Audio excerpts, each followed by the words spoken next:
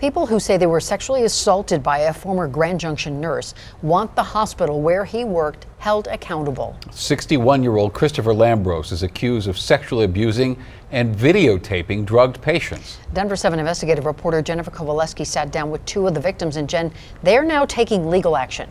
Ann and Shannon, they're part of a class action lawsuit just filed against St. Mary's Medical Center. The women are two of the victims identified. Investigators say Lambros chillingly dubbed the videos his Dexter collection, which is why attorneys believe there could be hundreds, if not thousands, of victims. It hurts. I don't even know what to feel anymore.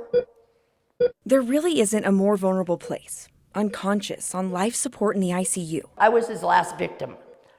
And thank God for the nurse that walked in on him.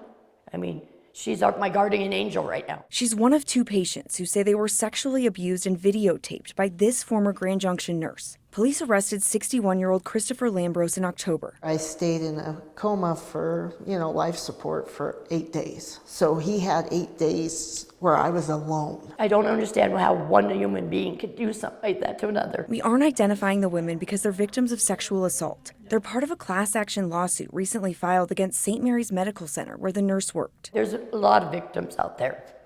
That's pretty much where I'm at.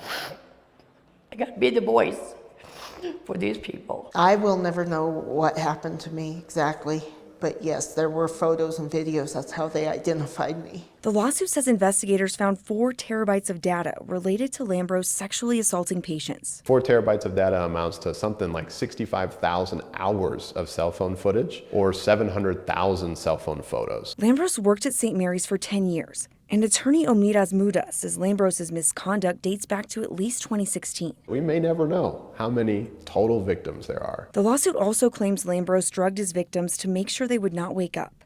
In one video, police say Lambros chillingly whispers to the camera, quote, "Don't ever get rid of these videos, and you need to keep them forever.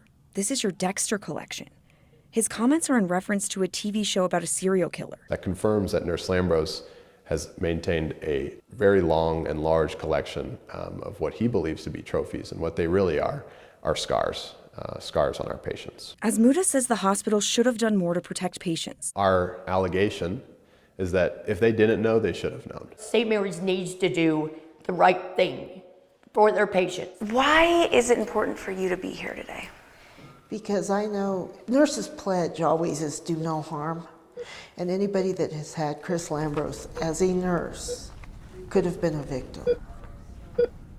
We reached out to St. Mary's Medical Center for comment. A media statement did not address the class action lawsuit, but said the hospital fired Lambros immediately following his arrest and continue to fully cooperate with police. The DA's office says there are at least 4 victims so far. For now, we're live in the newsroom. I'm Denver 7 investigative reporter Jennifer Kowaleski.